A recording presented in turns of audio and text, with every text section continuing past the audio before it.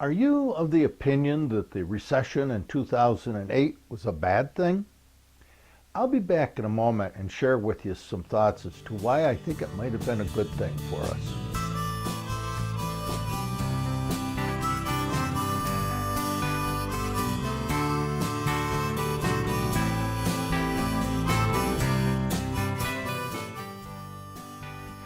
I was sitting in a restaurant yesterday and I overheard a very disturbing conversation. Now, I won't go into the details because they're really not important. What was important, however, was the fatalistic lack of hope in their conversation.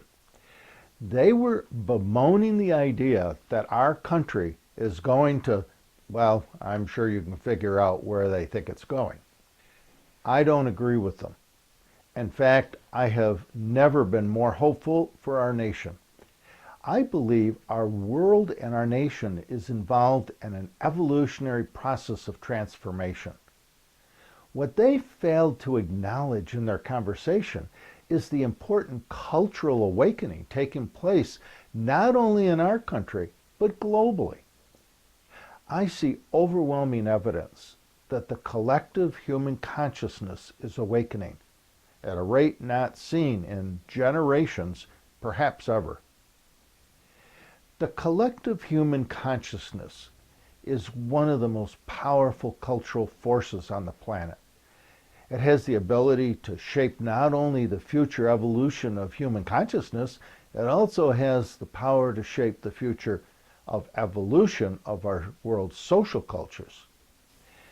As any evolutionary scientist will tell you, the power of evolutionary change is especially evident when a life form is confronted with a life-threatening crisis. In 2008, a very powerful recession brought our nation and much of the world to its knees. It negatively impacted our world in ways not seen since the Great Depression of the 1920s. The pain it inflicted on both the poor and the middle class cultures around the world continues to be overwhelming. But the pain the recession inflicted on so many has also become the catalyst, I believe, of the Great Awakening in human consciousness. For the first time in recent memory, the collective consciousness of humanity is stirring. People are waking up to reality. Let me give you some examples. They're waking up to the reality that our American democracy is quietly morphing into an oligarchy of the wealthy 1% who have the power to very quietly influence and shape the future of our nation to their benefit. Another reality is the growing inequality of wealth around the world and the danger it possesses for our way of life, the way of life of so many around the world. The reality that the only trickle in our world's trickle-down economy is a floodwater of wealth that is flowing upward, not downward. Another reality is the danger to our American democracy when we assume that a corporation is a person. If a corporation is a person, it means that the 1% with multi-billions of dollars to influence public policy and purchase politicians just added another person to the 1%. Global climate change and the danger of global instability caused by droughts and food shortages, which of course are created by CO2 emissions. Another reality, that the middle class in our nation has not grown in wealth over the last 2 decades and is rapidly disappearing into poverty. Intolerance and injustice, racism, sexism, and homophobia are forces of oppression that are still present in virtually every nation in the world, including America. The reality that the ranks of those living below the poverty line are growing and our nation's minimum wage has even full-time workers trapped in poverty. That the injustice inherent when women are paid 20% less than men while holding down the same authority and responsibility as men. The reality that corrupt leaders and oppressive governments around the world are directly responsible for the unnecessary pain and suffering experienced by so many people in so many nations. I could continue with more examples, such as the plight of starving children around the world and melting ice caps. But the reality is clear.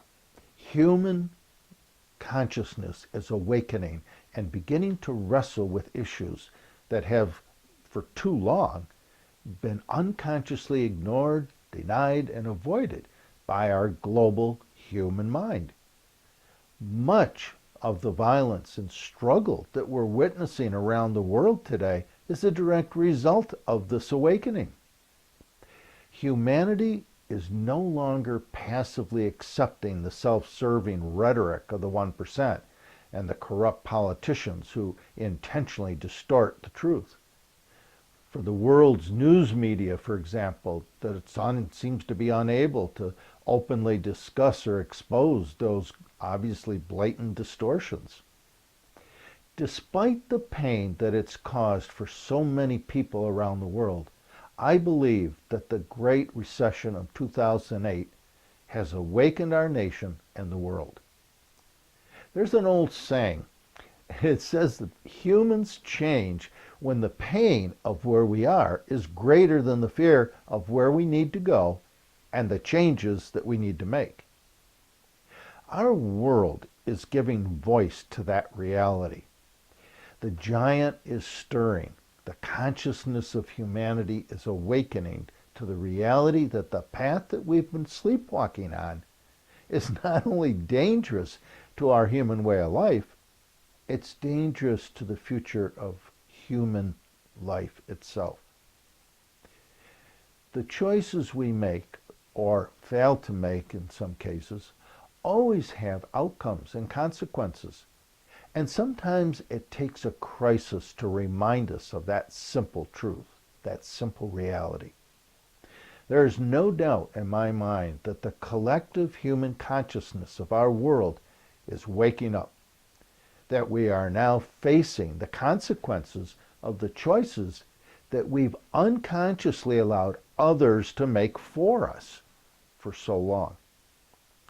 I'm hopeful about the future because the collective consciousness of humanity is a very powerful force, and it is awakening, both in our nation and around the world.